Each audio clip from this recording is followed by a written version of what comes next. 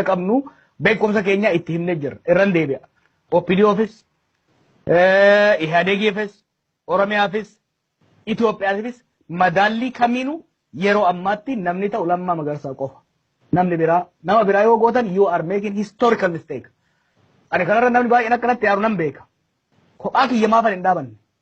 Waan nan beeku waan taateef nama biraa yoo kan gootan taate dhaabni keessanillee destroy ta'a. Oromiyaallee ni miitani. Itoophiyaallee hiree isiin gara dimokiraasii cehuudhaaf qabdu baay'ee miidha. Argumentii adda addaa kaasaa turan nama kana achirraa hambisuudhaaf. Dhimmi seeraa hafee har'a wayyaanonni gadachuu adda addaa baay'anii seerri isaan bisu hin jiru jechaa jiran. We know it was nonsense. Kijiba gaafsanillee. Look, what calculation makamiinu. This will be my last word kadhimma kanarratti. Calculation makamiinu.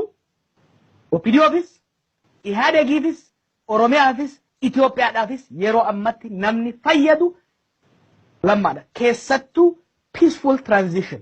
Negotiationii dhaan transition option 2 kan hin jechaa ture saniin dabruudha yoo kan barbaadamu taate kana. Waan biraatti hin jarjarina odeeffannoo kana keessa seenuun barbaadu.